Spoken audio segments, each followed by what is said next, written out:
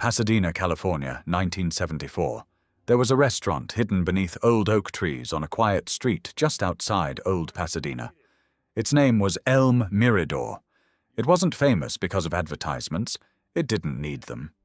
Judges, studio executives, politicians, movie producers, professional athletes, they all knew exactly where it was. White linen tablecloths, crystal glasses, hand-blown candle holders glowing against polished oak walls. Everything inside the restaurant whispered one message: luxury. The average dinner cost more than $250 before wine. Nobody questioned the price because eating there wasn't simply dinner. It was status. On a warm Thursday afternoon, during the quiet hours between lunch and dinner, a dark blue Cadillac pulled into the parking lot. 4 men stepped out, all dressed almost exactly alike. Worn blue jeans, plain shirts, old cowboy boots covered with road dust. No expensive watches, no gold jewelry, no designer jackets, just comfortable clothes. The first man closed the driver's door, adjusted the brim of his tan cowboy hat. His broad shoulders, weathered face, and unmistakable walk made him recognizable to millions of Americans. It was John Wayne, 57 years old, one of Hollywood's biggest stars, the face of the American West. Yet today he looked less like a movie legend and more like an ordinary rancher stopping for lunch after a long drive. One of his friends laughed. "Think they'll mistake us for cattle ranchers?" John smiled. "I hope so." The 4 men walked toward the entrance. No reservation, no security, no publicity. Just friends looking for a quiet meal.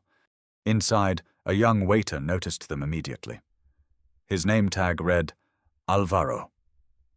He was about 24 years old. His white shirt had been perfectly ironed. His black tie was straight. His smile, normally warm, disappeared the moment he looked toward the reception desk. Because standing there watching the 4 men enter was the restaurant owner, Malcolm Pharaoh. Malcolm was 52 years old. Silver hair, perfectly tailored gray suit, Italian leather shoes polished until they reflected the lights above. A gold watch rested beneath his cuff. Everything about him announced success. But behind that polished appearance was a man who spent his entire life trying to escape the poverty he had grown up in.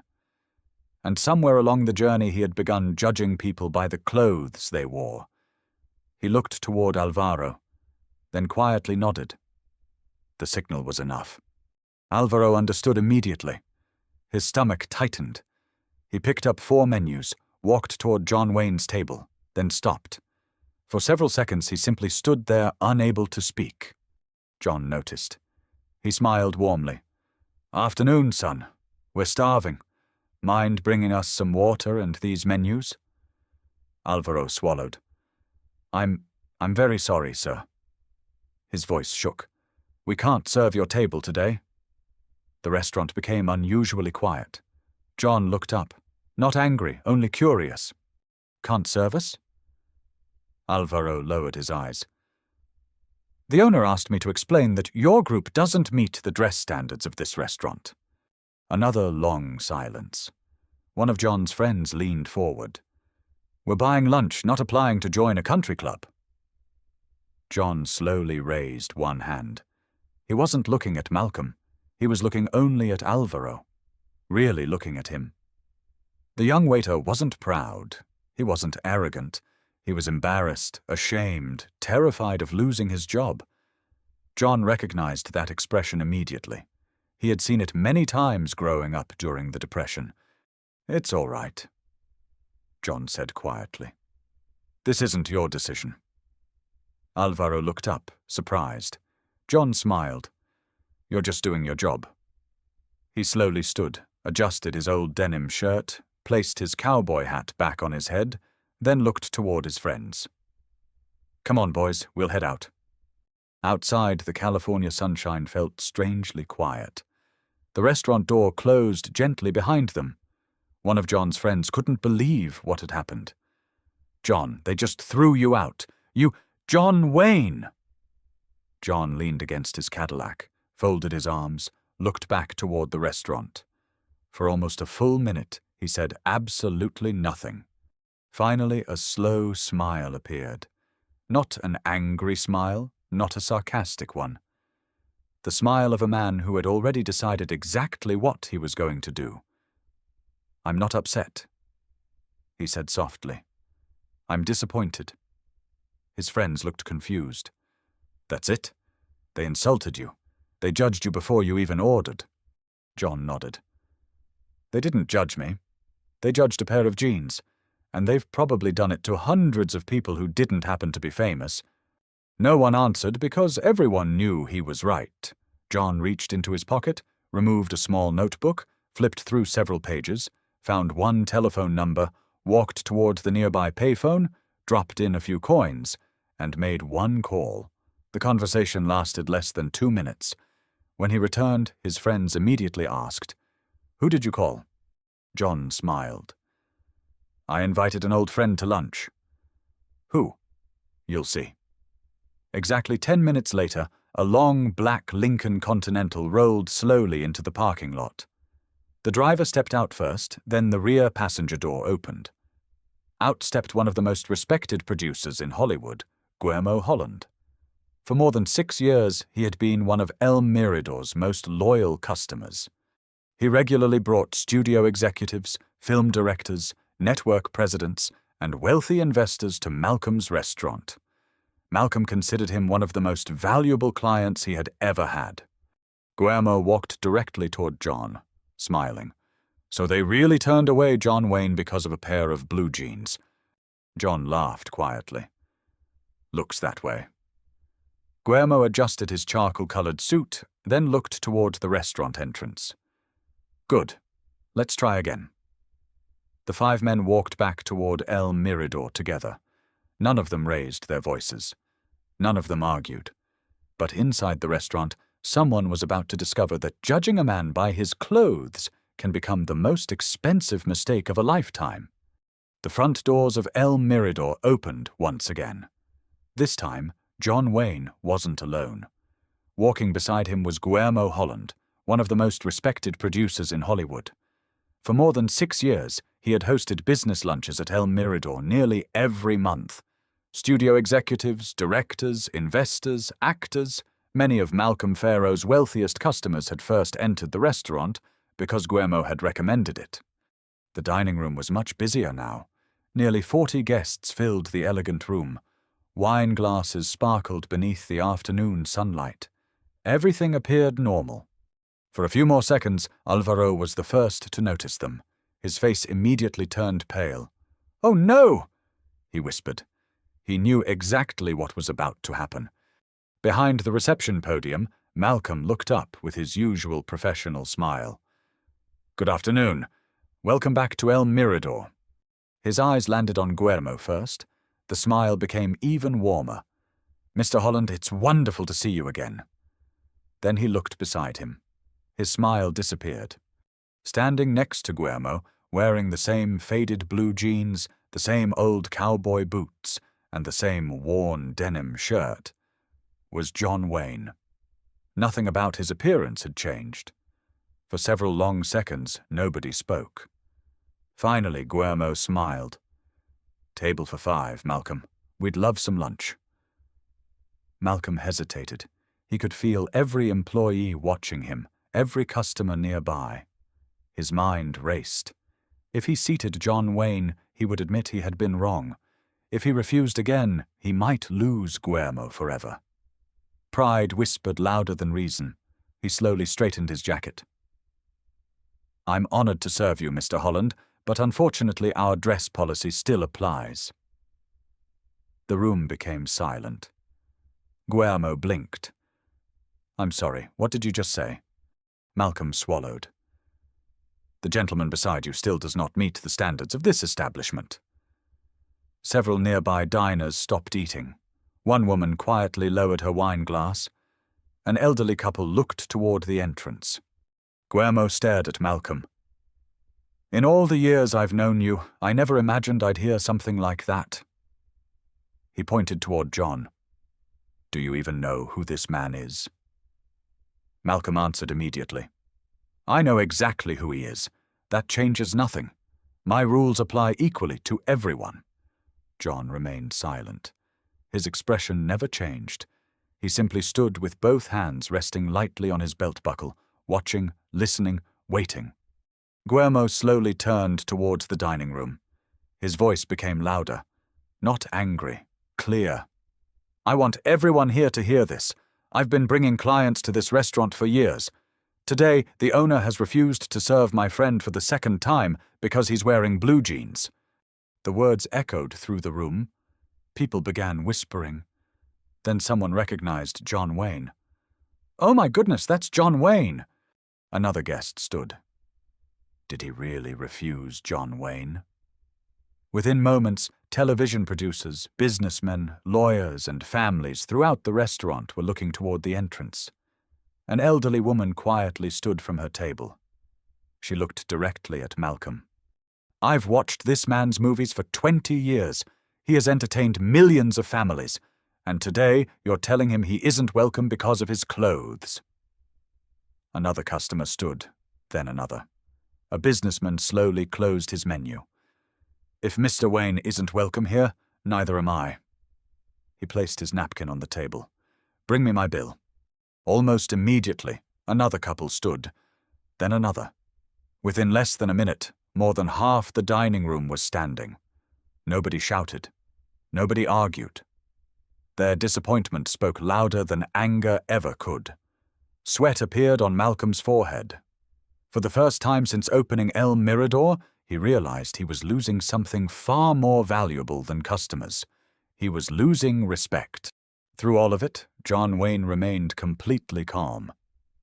He finally took one slow step forward. His deep voice filled the silent restaurant. Mr. Pharaoh, this is your restaurant. You have every right to decide who eats here. Malcolm looked relieved. For a brief moment he believed John was about to leave. Instead, John continued. But I'd like to ask you one question. Malcolm nodded cautiously. What is it? John looked directly into his eyes.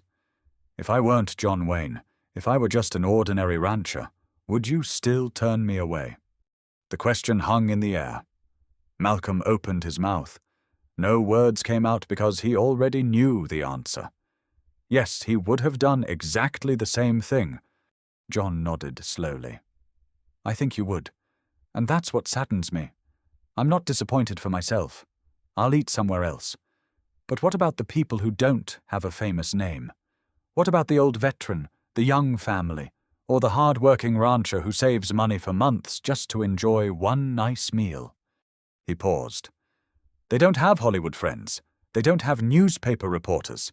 They simply walk away believing they weren't good enough. Nobody inside the restaurant moved. Even Malcolm couldn't look John in the eyes anymore. Without raising his voice, without insulting anyone, John Wayne had somehow made the entire room feel the weight of one simple truth.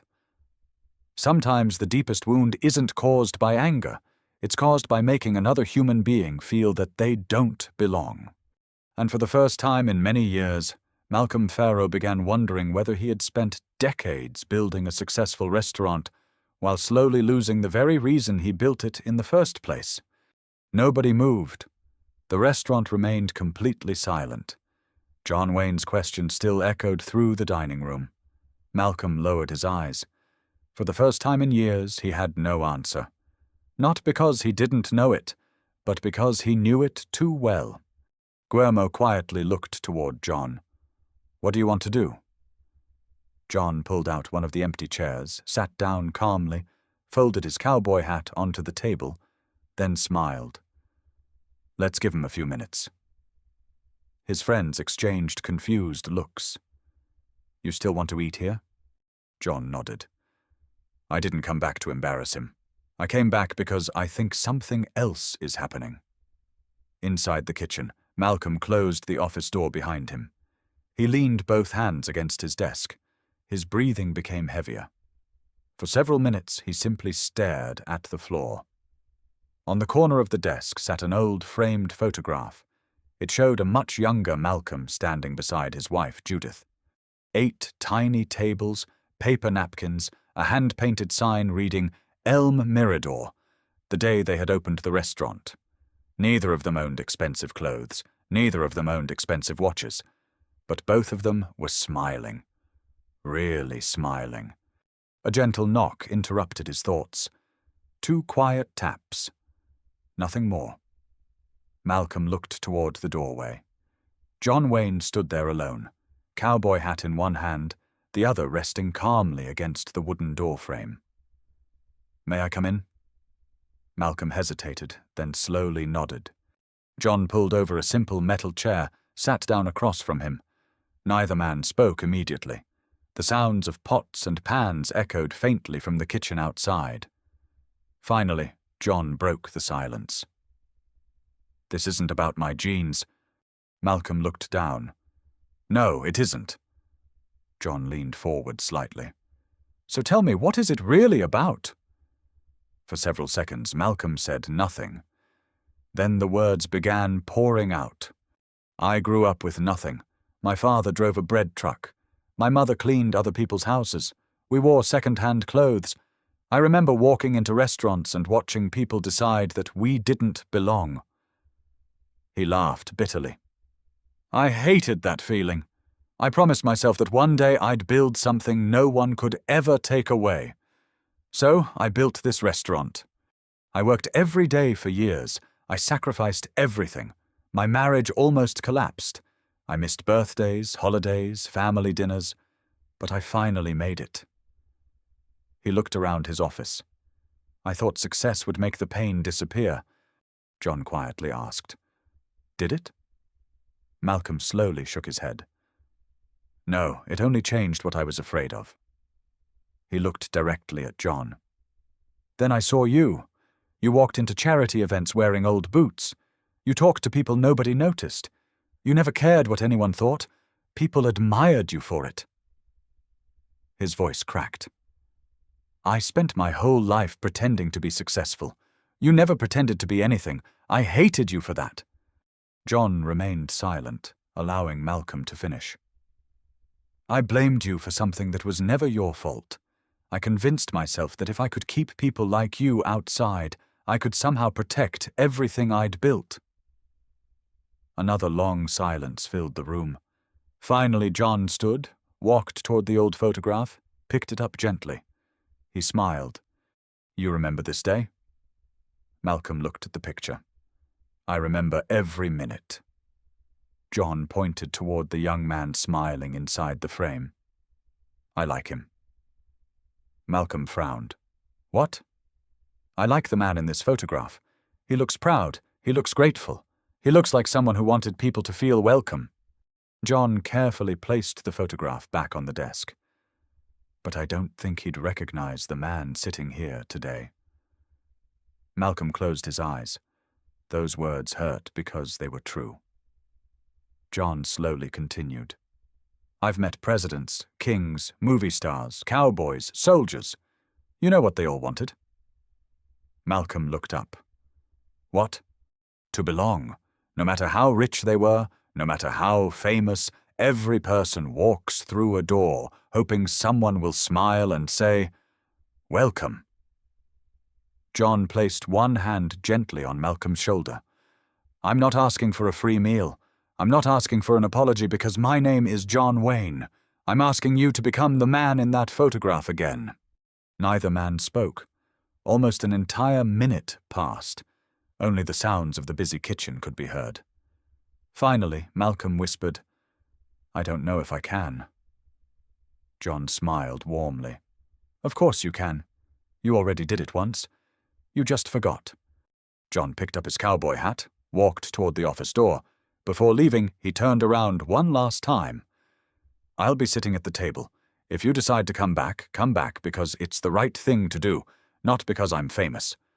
Then he quietly walked away, leaving Malcolm alone, staring once again at the photograph of the young man who had opened a tiny restaurant years earlier with nothing more than hope and a dream of making every stranger feel welcome.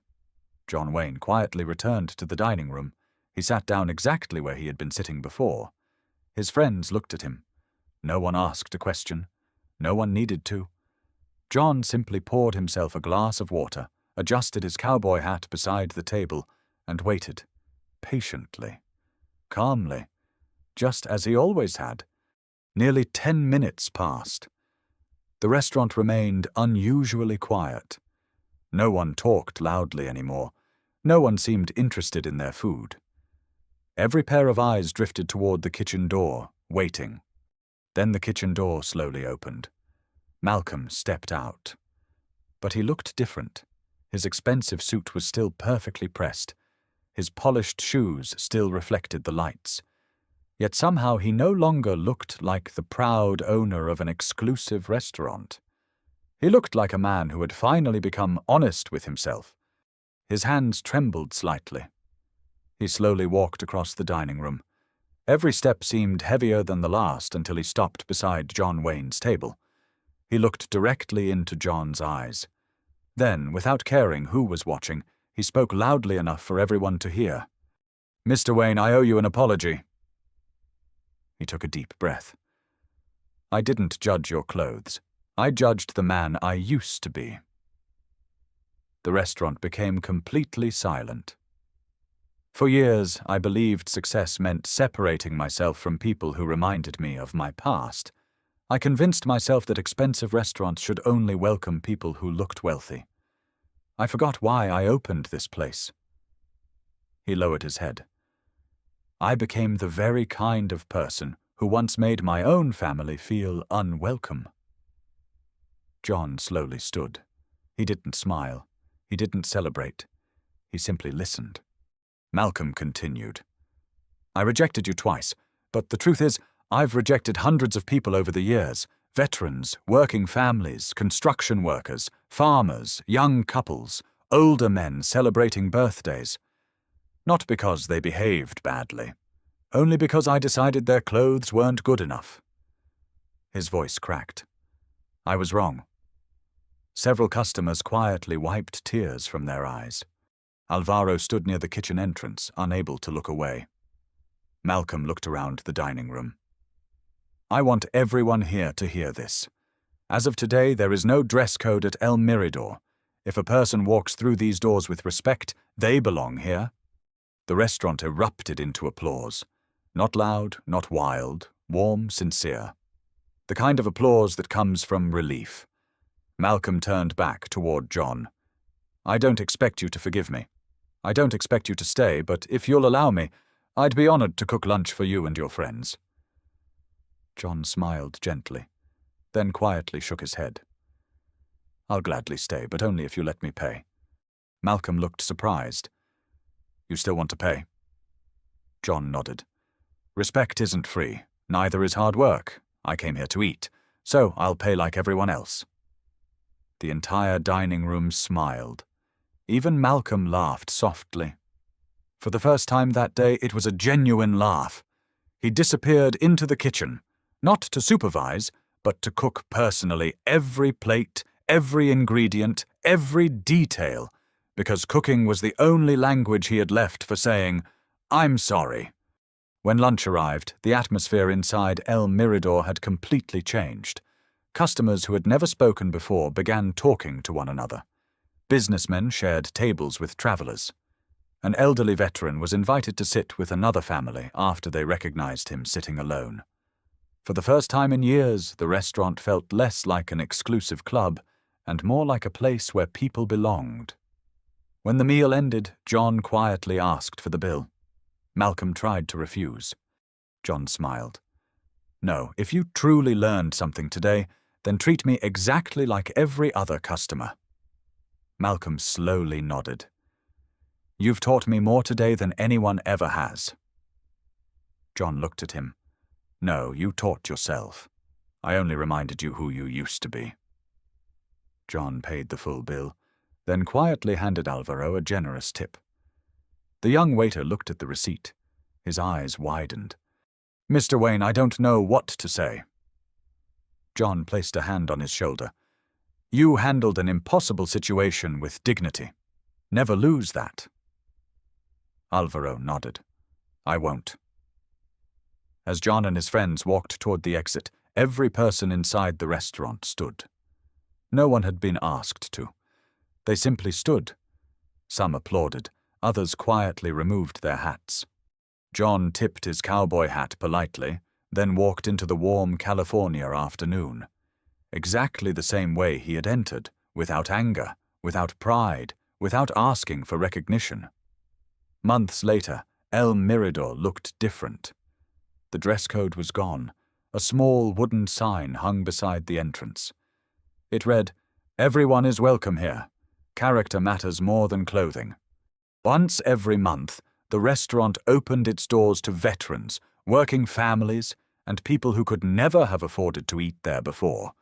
The same menu, the same chefs, the same white tablecloths. No one was treated differently.